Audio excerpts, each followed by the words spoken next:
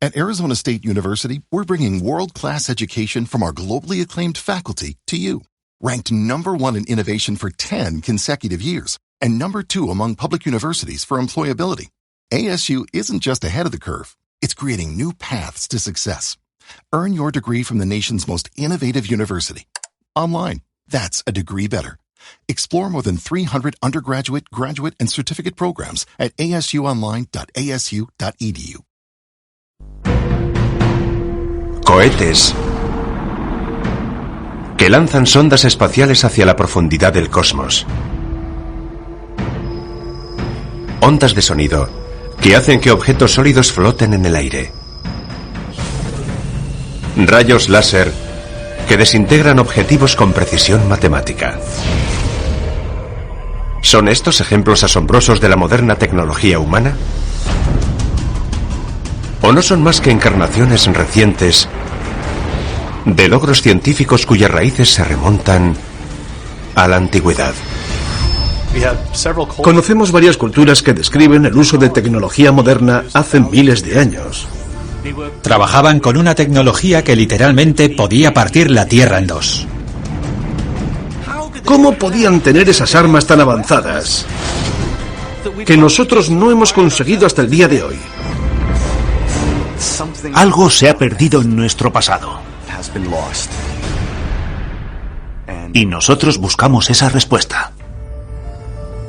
Millones de personas en todo el mundo creen que seres extraterrestres nos han visitado en el pasado. ¿Qué pasaría si eso fuera cierto? ¿Contribuyeron realmente los antiguos extraterrestres a modelar nuestra historia? ¿Y la tecnología punta de los humanos nació de verdad de nuestra imaginación? ¿O pudo llegar de una fuente mucho más lejana?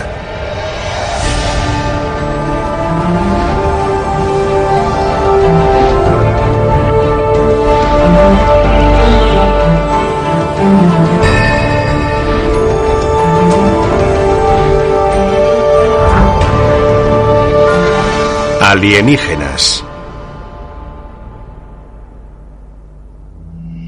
Tecnología extraterrestre.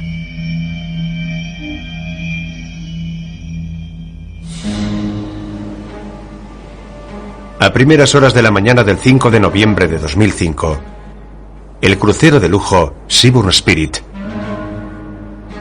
fue atacado por piratas en aguas de las costas de Somalia. Pero los piratas somalíes fueron ahuyentados con éxito por una formidable arma defensiva relativamente nueva. Un dispositivo acústico de largo alcance, o LRAD. Fabricado por la corporación LRAD, este dispositivo sonoro puede producir, cuando se apunta a un objetivo, un sonido penetrante que puede superar los 150 decibelios, capaz de provocar ceguera temporal, náuseas y la pérdida permanente de la audición. El ejército estadounidense ha usado armas sónicas en Irak. Se usan en la represión de manifestaciones y generan un ruido sordo y unas señales que afectan a las personas y te hacen sentirte enfermo. El LRAD se utiliza habitualmente para el mantenimiento del orden por la policía, los militares o la seguridad privada, y está considerado lo último en armamento sónico. ¿Pero es realmente un invento del siglo XXI? ¿O hay pruebas de que existían armas acústicas parecidas en la antigüedad? A unos 28 kilómetros al nordeste de Jerusalén se encuentran las antiguas ruinas de la ciudad de Jericó. Aquí los arqueólogos han hallado evidencias de asentamientos que se remontan a 9000 años antes de Cristo. Según la Biblia hebrea, Jericó fue el lugar en que Dios habló a Josué, el sucesor de Moisés, y le ordenó que circundara la ciudad amurallada una vez al día durante 6 días, acompañado de 7 sacerdotes que debían portar cuernos de carnero y seguidos del arca de la alianza, el cofre en el que se guardaban los 10 mandamientos. Y el 7º día, siguiendo las órdenes de Dios, Josué y los israelitas dieron la vuelta a la ciudad por última vez. Pero esta vez haciendo sonar sus cuernos de carnero. las murallas de Jericó se derrumbaron y la ciudad fue saqueada.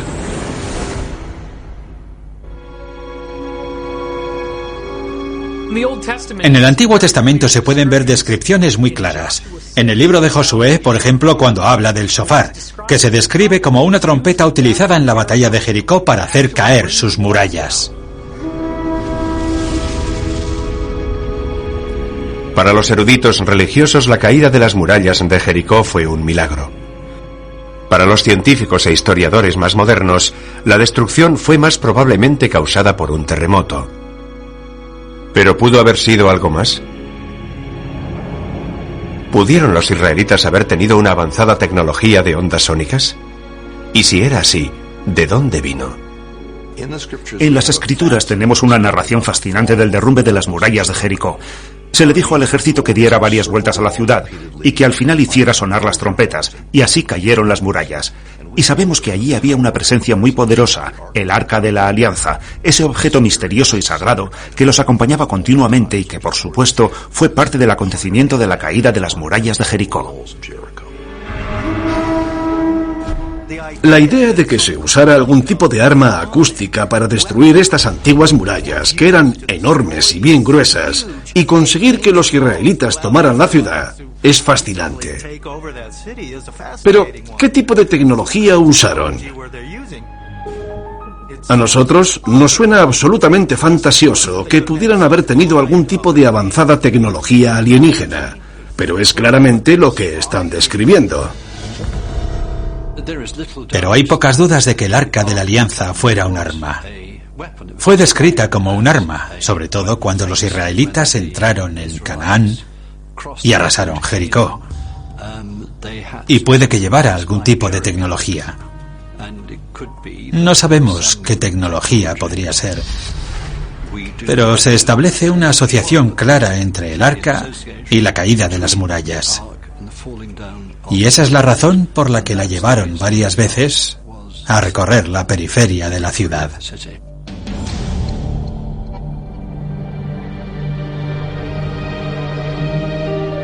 Según muchos partidarios de la teoría de los astronautas antiguos, Moisés y los israelitas adquirieron una fuente de energía sobrenatural en el monte Sinaí.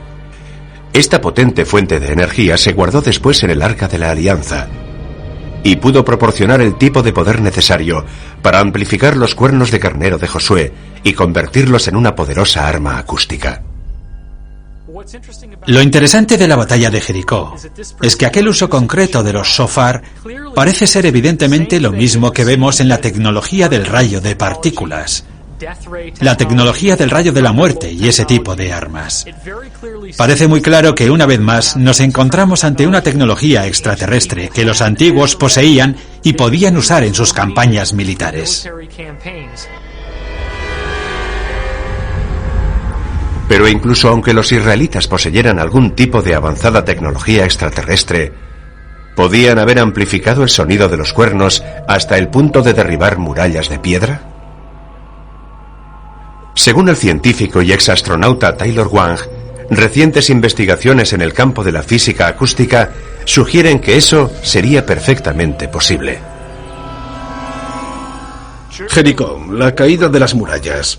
Si me dicen que sucedió a causa de una fuerza acústica, a causa del sonido, sí, es posible que algún tipo de resonancia se concentrara en esa pared y tal vez no fuera la estructura completa.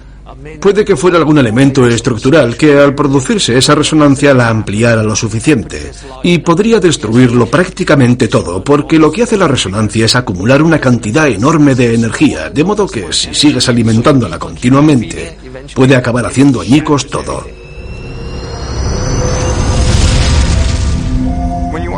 Para saber lo potente que es el sonido, solo hay que darse cuenta de que el sonido es básicamente una onda de presión, y dependerá de la cantidad de energía que se aporte a esa onda acústica y de si esa onda de presión concreta que generamos llega a impactar en el objeto que pretendemos destruir. Se le puede dar bastante potencia porque se puede hacer de una gran amplitud. Puede ser de una amplitud tal que ni siquiera se oiga, pero desde el punto de vista de la física, sigue siendo sonido porque es una onda de presión en el aire, así que puede ser bastante destructiva si se incorpora la energía suficiente.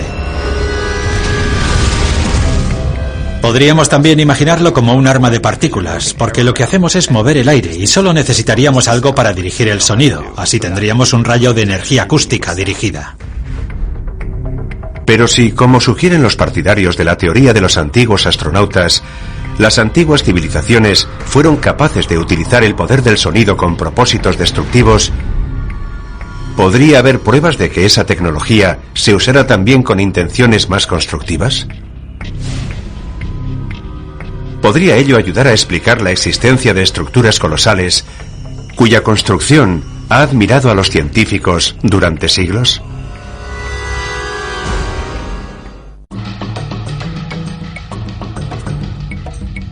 Micenas. En el segundo milenio antes de Cristo, esta antigua ciudad fortificada dominaba gran parte del sur de Grecia. Aquí las fortificaciones se construyeron en un estilo conocido como arquitectura ciclópea, en la que gigantescas piedras se superponían sin argamasa o mortero alguno.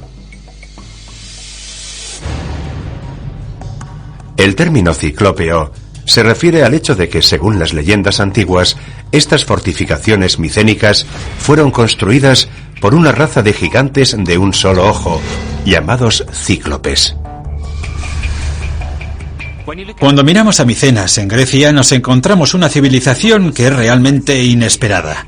Es una ciudad tal que cuando la gente la ve dice, solo los cíclopes pueden haberla construido. El cíclope es, si tal vez no por casualidad, una criatura mitológica. Nos enfrentamos al hecho de que la gente está diciendo que la humanidad no pudo haber construido la ciudad. Tuvo que haber algo superior, más allá de los humanos, que construyera aquellos muros. Y observamos el hecho de que se han usado toneladas y toneladas de piedra de una forma que casi desafía la gravedad. Yo creo que por eso tenemos que decir que Micenas está más allá de la capacidad humana de aquella época, de aquel periodo concreto de la historia de Grecia. En Micenas, Grecia, está lo que se llama el tesoro o tumba de Atreo. Y allí mismo hay una piedra que ha tenido que ser elevada para ser colocada sobre la entrada del tesoro, y que pesa unas 250 toneladas. Es perfecta, casi increíble. Actualmente tendríamos dificultades para mover una pieza así. No digo que no pudiéramos hacerlo, no quiero decir eso. Pero con los apuros que pasaríamos, incluso con la tecnología moderna, es lógico pensar que nuestros antepasados pudieron hacer eso con pivotes y cuerdas y troncos.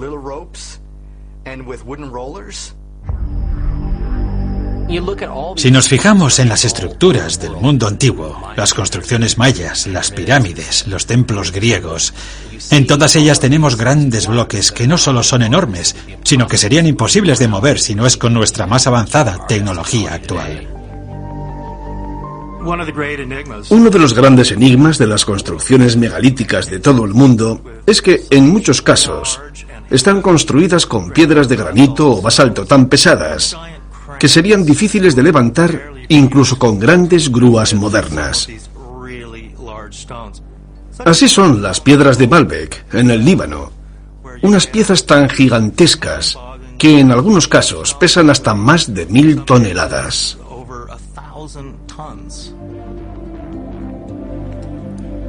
Pero ¿cómo pudieron los hombres antiguos erigir estructuras tan colosales? ¿Fueron las piedras trasladadas en realidad por seres de fuerza sobrehumana? ¿O sus constructores tuvieron acaso acceso a una tecnología avanzada, tal vez extraterrestre? Para los partidarios de la teoría de los antiguos astronautas, la clave puede hallarse no en el estudio de las leyes de la física, sino en la exploración de la interdisciplinaria ciencia de la acústica y el principio de la levitación acústica. La levitación acústica es otro modo en que civilizaciones extraterrestres han podido influir en nuestra historia, y hay algunas pruebas de ello, especialmente cuando nos fijamos en algunas de las investigaciones que se han hecho sobre la levitación acústica, aquí en los laboratorios.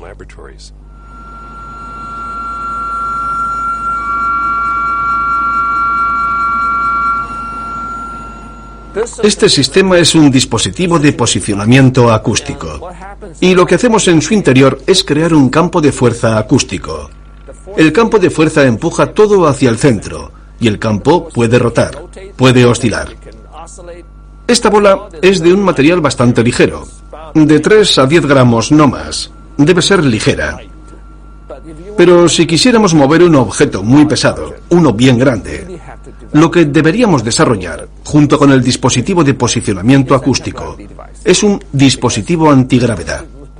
Porque el dispositivo de posicionamiento acústico debe ajustarse al campo de fuerza, pero el sistema debe estar libre de fuerza, porque si no, no se movería. Pero es posible que los constructores primitivos tuvieran acceso al tipo de tecnología de transporte acústico que les permitiera mover y colocar grandes bloques de piedra de muchas toneladas. Los partidarios de la teoría de los antiguos astronautas creen que en los mitos y leyendas se pueden encontrar pistas de esta magia transmitida a lo largo del tiempo. Hay muchas leyendas antiguas que sugieren que algunos monumentos fueron construidos con la ayuda de la levitación acústica. La leyenda local de Stonehenge cuenta que esas grandes piedras fueron transportadas por medio de la levitación nada menos que por el mago Merlín.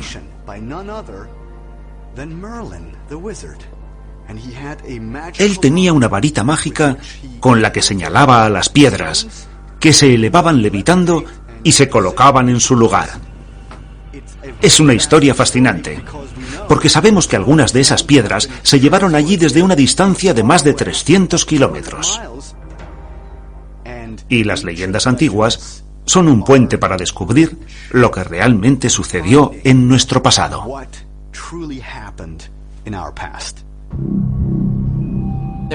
Hay montones de historias de piedras que levitan, en todos los casos por medio del poder del sonido. Cuando se leen esos relatos de magia, es interesante ver cómo se suelen usar cánticos o salmodias. Deben cantar ciertos hechizos o palabras. Algunas frecuencias vibratorias parecen crear ciertos efectos en el reino físico. Para mí tiene todo el sentido que el uso de una tecnología, digamos algún tipo de varita mágica, pudiera actuar de algún modo como amplificador. No hay manera de que los seres humanos, ni siquiera 100.000 de ellos, pudieran levantar estos bloques. Se han hecho experimentos colocando manos alrededor de los bloques. Y no se pueden poner manos suficientes. No puedes usar 200.000 manos para levantar un bloque. Y después de hacerlo rodar con toda esa gente, ¿cómo lo mueves? Creo que la tecnología tenía que ver con algún tipo de sonido acústico. Y eran capaces de utilizar algún sistema antigravedad para colocarlos en su sitio. Pero ayudaron los antiguos alienígenas a los humanos, usando la antigravedad y la tecnología de la levitación acústica, a construir las maravillas de la antigüedad. Bueno, todo es posible. No podemos incluir ni descartar a los alienígenas, porque la tecnología humana era muy primitiva en esta fase. Y la Tierra solo tiene 4.000 millones de años. Pero hay planetas que nos llevan miles y miles de millones de años de delantera. Su tecnología y sus conocimientos pueden ser tan avanzados con respecto a los nuestros que no nos lo podemos ni imaginar. Si las civilizaciones primitivas tuvieron la capacidad de hacer levitar grandes objetos sólidos, tal vez tuvieran también otra habilidad aún mayor. ¿Podrían quizá haber dominado el poder de volar?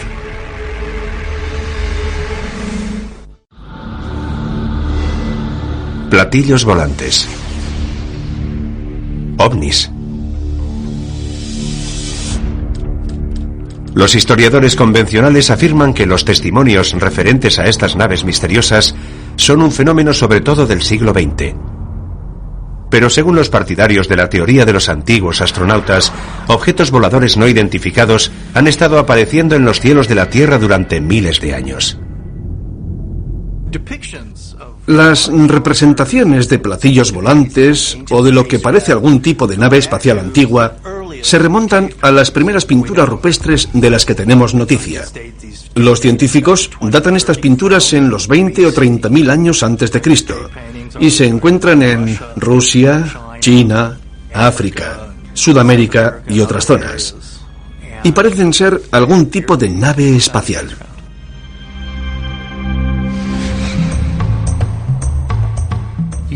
Podemos remontarnos a las antiguas inscripciones sumerias en Babilonia.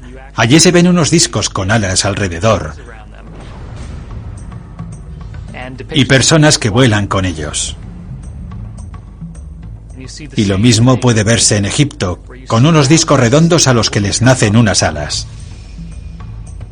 En estos casos, lo más probable es que nos encontremos ante platillos volantes que se ven arriba en el espacio.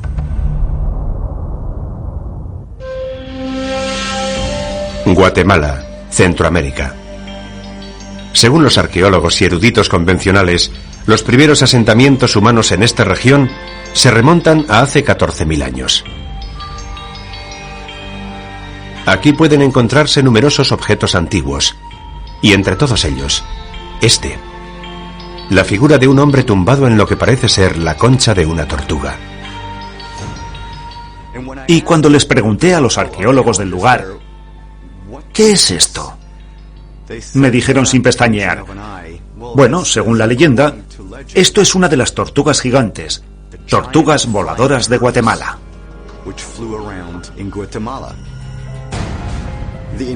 Todo el cuerpo tiene una forma aerodinámica. Las extremidades están pegadas de manera aerodinámica contra el cuerpo de la tortuga. Y si se observa atentamente, parece que lleve puestas una especie de gafas modernas de piloto de caza. Esto de aquí es de la misma cultura, de la misma región de donde hicieron la tortuga de arcilla. De modo que sabíamos exactamente cómo es una tortuga. Y esto es claramente una tortuga. Y lo que tenemos aquí es todo menos una tortuga. Es alguna otra cosa. En su marco de referencia utilizaron la tortuga como el ejemplo más claro de aquello que veían que los dioses usaban para volar de un lado a otro.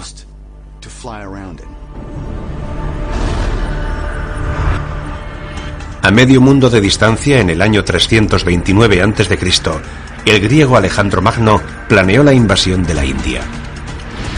Pero según los textos antiguos, su intento se vio frustrado por un extraño ataque procedente de los cielos. Cuando el ejército de Alejandro se preparaba para cruzar el Indo e invadir la India, repentinamente aparecieron unos discos voladores en el cielo y empezaron a bombardear en picado a los elefantes de guerra que formaban parte del ejército de Alejandro. Y aquellos discos voladores provocaron una estampida entre los elefantes de Alejandro, que se volvieron como locos y destrozaron el campamento y todo lo que pillaron a su paso. Y después de aquello, los generales de Alejandro se reunieron con él y le dijeron que no iban a penetrar en la India, que ya era suficiente y que iban a regresar. Y ese fue el fin de aquella campaña militar. Pero tanto en la antigüedad como más recientemente, los llamados platillos volantes se han descrito como objetos a los que no afectan la gravedad ni las leyes básicas de la física. Yo conozco gente que ha visto vehículos extraterrestres en tiempos modernos y que dicen, ¿cómo demonios puede hacer eso?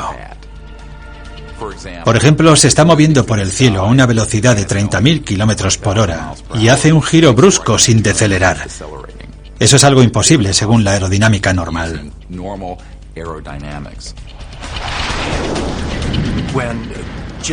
Cuando los aviones se han topado con platillos volantes, han descrito cómo estos realizan giros en ángulo recto a velocidades altísimas y salen disparados, en lo que parecen maniobras acrobáticas imposibles.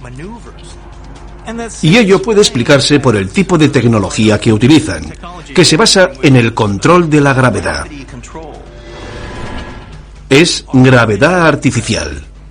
Cuando te encuentras dentro de un campo gravitacional que tú te has creado alrededor de tu nave, la gravedad de la Tierra no tiene influencia sobre ti. Pero aunque la propulsión aérea por medio de la manipulación de la gravedad supera los límites de la tecnología actual, muchos científicos afirman que es teóricamente posible.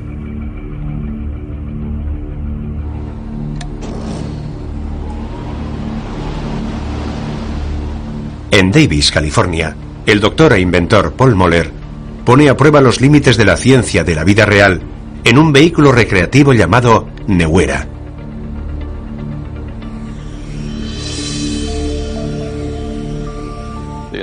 La Newera es un aparato fácil de manejar y hacer volar. Tiene 8 ventiladores elevadores, como nosotros les llamamos, cada uno de ellos con su propio motor. Una de las grandes ventajas de esta forma redonda es que se elimina la resistencia de la cubierta de la propia nave, como si fuera la concha de un escarabajo. Y eso nos da, además, un diseño muy fuerte. Esos chasis que ven ahí junto a este vehículo, que son similares en peso, solo pesan 34 kilos cada uno, lo cual es increíble. Tenemos un chasis capaz de elevar casi 700 kilos con un casco de solo 34.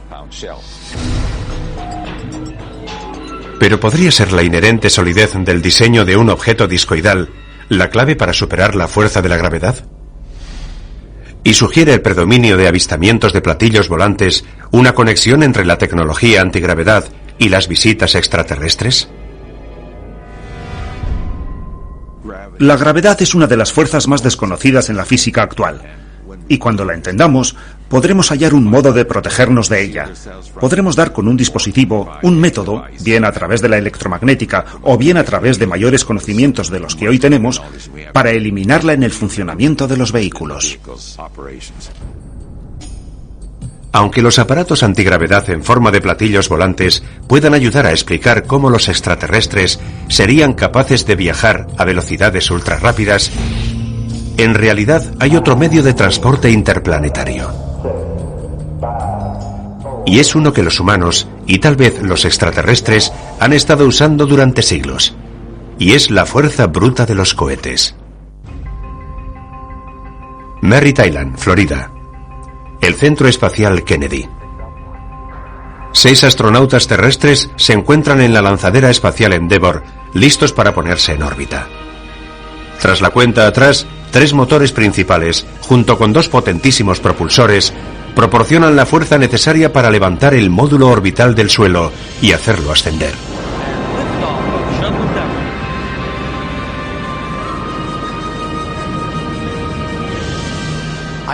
Animo a todo el mundo a asistir al lanzamiento de un cohete espacial, porque es un momento que te cambia la vida. Cuando estás allí, aunque sea a unos kilómetros, puedes sentir la potencia a medida que el cohete despega hacia el espacio. Tu estómago ruge, todo vibra y puede oírse el estruendo. Es una imagen absolutamente magnífica y asombrosa. ¿Pero los vuelos tripulados son un fenómeno reciente? ¿O puede que nuestros antepasados fueran testigos de acontecimientos similares? Si estudiamos el planeta a fondo, no hay duda de que descubriríamos que gente de este planeta ya estuvo en la Luna mucho antes de que el hombre fuera a la Luna en 1969. Lo interesante es que tenemos exactamente las mismas descripciones en los textos antiguos y en las tradiciones orales, que cuentan que cuando aparecían aquellos dioses, había un montón de humo y fuego y ruido, y el suelo temblaba.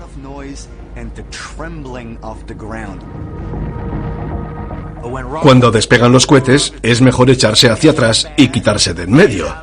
Y de eso van precisamente las leyendas antiguas. Cuando los dioses iban y venían, seguramente habría cohetes como estos o algún otro vehículo aeroespacial aterrizando y despegando, haciendo un montón de ruido y levantando humaredas. ¿Pero pudo realmente el hombre antiguo tener conocimientos de tecnología aeroespacial? Para defender sus posiciones, los partidarios de la teoría de los antiguos astronautas señalan numerosas descripciones bastante consistentes de cohetes que se encuentran en muchas culturas del mundo antiguo.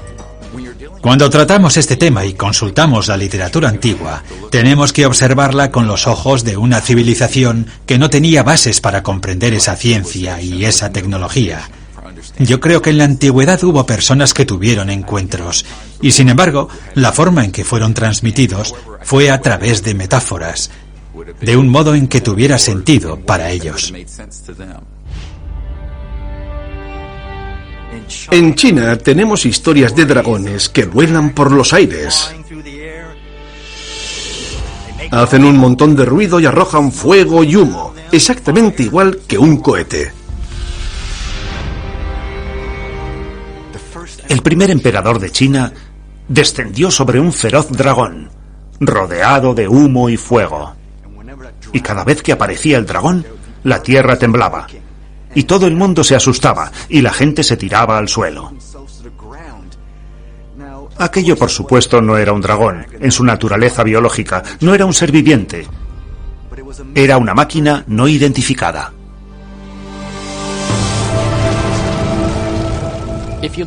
Si miramos a los dioses griegos, se describían volando en carros de fuego.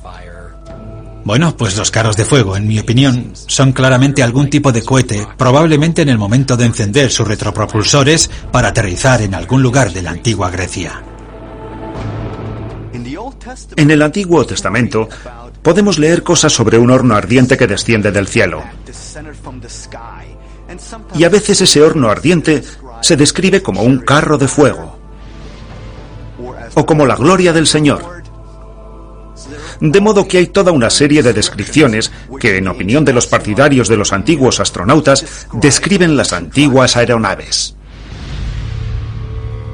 Del año 5000 al 2000 a.C., en el sur de Mesopotamia se desarrolló la cultura sumeria.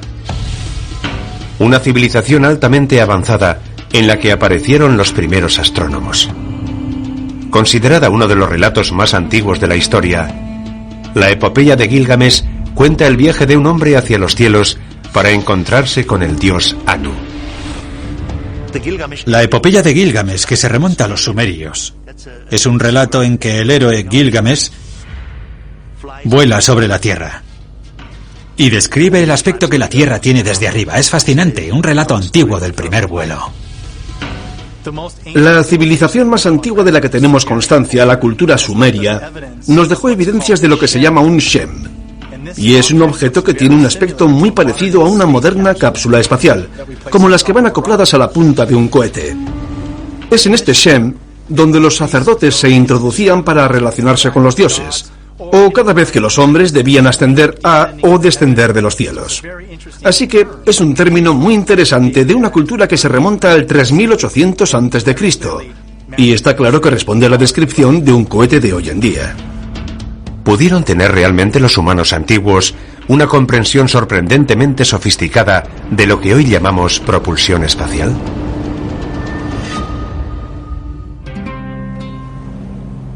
En el primer siglo de nuestra era, casi 2000 años antes de la Revolución Industrial, un matemático e ingeniero griego, de nombre Herón, creó una máquina de vapor que él llamó Eolípila. Uno de los grandes inventores del mundo antiguo fue el famoso Herón de Alejandría, que inventó todo tipo de artilugios. De hecho, inventó también lo que podríamos describir como un motor de tipo cohete. En realidad, este tipo de cosas son los inicios de la tecnología de cohetes espaciales. Y no sabemos de dónde sacó Herón muchas de sus ideas, pero pudieron haber procedido de extraterrestres.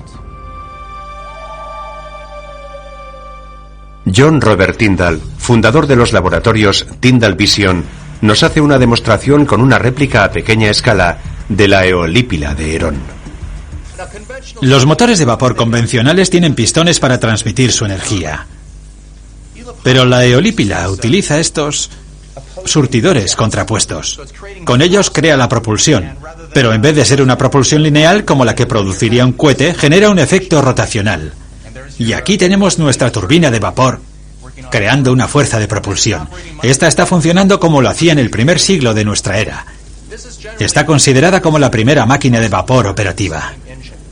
Funciona más como una turbina que como una clásica máquina de vapor de pistones, pero es importante porque consigue realmente... ¡Vaya! Es un gas cuya presión genera energía. Tiene un montón de energía, con vapor.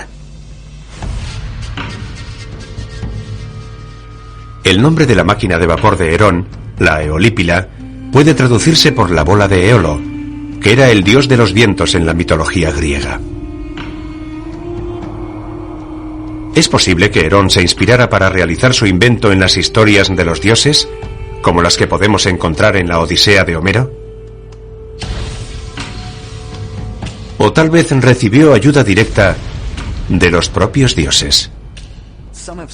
Algunos han sugerido que hubo intervención alienígena, que los extraterrestres le enseñaron cómo construir la máquina.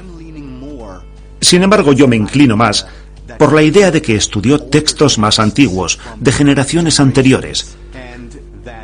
Y creo que el origen de la idea de cómo construirla procedía de los alienígenas, pero de unos muy anteriores a su época, y que él se topó con aquellos textos.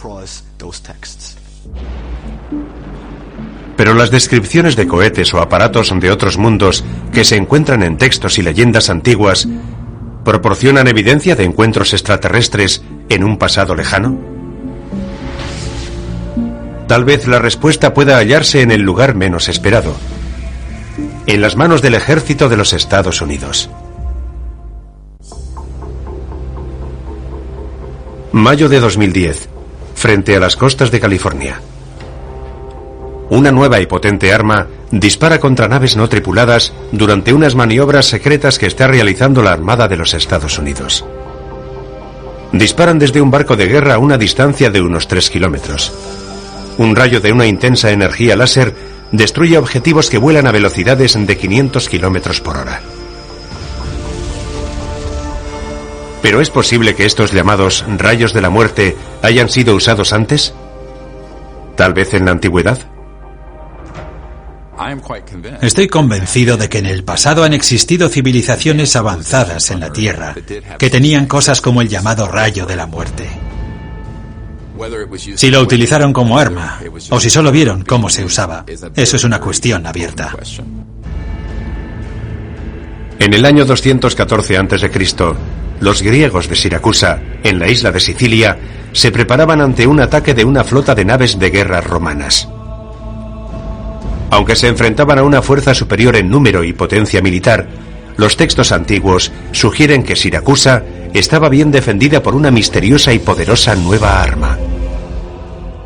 Seguramente el rayo de la muerte antiguo más famoso sea el que construyó el inventor griego Arquímedes. Fue capaz de crear un espejo gigante y un disco parabólico y reflejar los rayos del sol sobre la flota, hasta conseguir incendiar los barcos.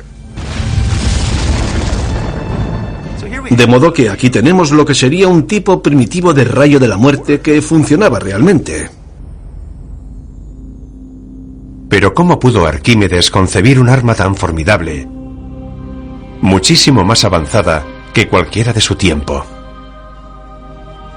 Algunos investigadores sugieren que el inventor pudo haberse inspirado en los mitos griegos, anteriores en casi 600 años a la batalla de Siracusa. Mitos que cuentan historias de dioses que blanden armas cósmicas de increíble poder de destrucción. Si echamos un vistazo a la tradición griega, vemos que tienen una descripción muy clara del rayo de Zeus, que el dios podía dirigir hacia personas o cosas que quería destruir. Le daba al botón y salía un relámpago que producía una explosión terrible.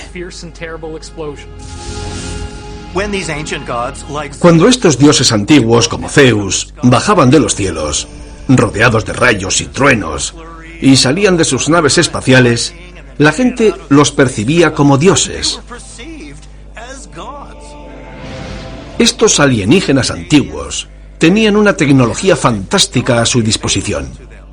Una tecnología que parecería magia a nuestros antepasados primitivos. De modo que cuando estos individuos bajaban del cielo con sus avanzadas y poderosas armas, fueron considerados dioses por nuestros antepasados.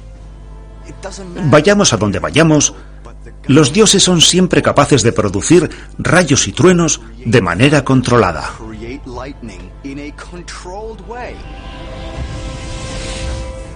En la antigua India, los dioses manejan el llamado dorje, y es como si un rayo de energía dirigido saliera directamente de la punta para atacar al enemigo, destruirlo y acabar calcinándolo. Pero si en épocas antiguas se han usado armas como el rayo de la muerte, ¿hay algún tipo de prueba tangible de ello? Puede que sí. Aquí, diseminadas por algunas zonas rurales escocesas, pueden hallarse muchas ruinas antiguas. Algunas parecen haber sido fortificaciones u otro tipo de recintos que se remontan a miles de años. Sorprendentemente, también parecen haber sido sometidas a un calor tan intenso que prácticamente ha convertido las estructuras de piedra en cristal. Es un proceso conocido científicamente como vitrificación. Son unas construcciones de piedra que, según los análisis realizados en el exterior, fueron sometidas a unas temperaturas de 1000 grados centígrados. Un fuego corriente no pudo alcanzar esas temperaturas, y habría hecho falta que se quemaran a 1000 grados centígrados durante un periodo de tiempo bastante largo. ¿Por qué solamente esas fortificaciones están carbonizadas de esa manera hasta el punto de haber quedado vidriadas como la cerámica? ¿Por qué no se encuentran piedras parecidas en la zona circundante? Y lo que es más interesante, ¿por qué hay concentradas tantas de ellas en esta pequeña zona del norte de Escocia? Yo creo que es una prueba clara del uso de rayos de la muerte.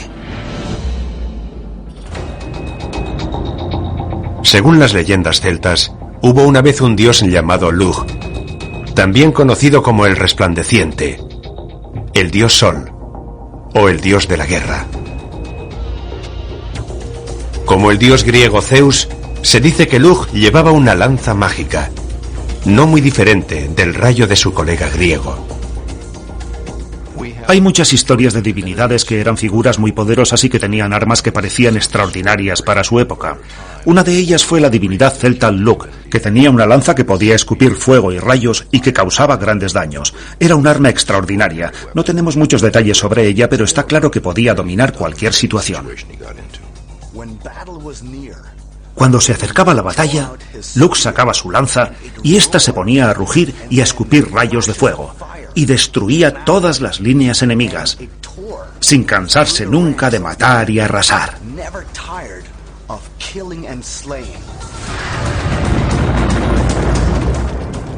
Era un arma asombrosa.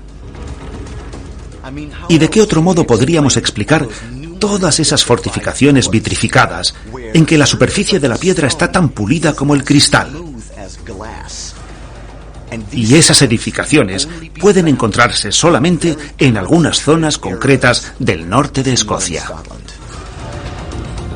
¿Es posible que lo que las leyendas celtas describen como Lugh fuera en realidad un general alienígena o algún otro tipo de líder extraterrestre que poseía un arma devastadora? Todas esas descripciones de armamento sofisticado suenan casi a ciencia ficción. ¿Pero lo son realmente? Porque hoy en día tenemos esas armas. Y creo que no es más que una reinvención de la historia. Y todos los aparatos que tenemos hoy en día han estado aquí antes. Y que nuestro pasado no es ciencia ficción, sino ciencia cierta. Rayos láser mortales. Levitación acústica. Antigravedad. ¿Pudieron ser tecnologías de las que las antiguas civilizaciones fueron testigos? ¿O que incluso utilizaron? Si así fue, ¿fueron concebidas por las mentes de los hombres primitivos? ¿O quizá tengan un origen diferente, tal vez en otros mundos? ¿Puede ser que la revelación de estos inventos sea la clave para descubrir nuestro antiguo pasado?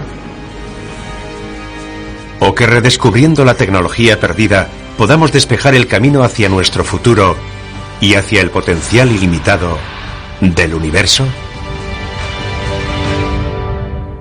At Arizona State University, we're bringing world-class education from our globally acclaimed faculty to you. Ranked #1 in innovation for 10 consecutive years and #2 among public universities for employability. ASU isn't just ahead of the curve, it's creating new paths to success. Earn your degree from the nation's most innovative university. Online. That's a degree better.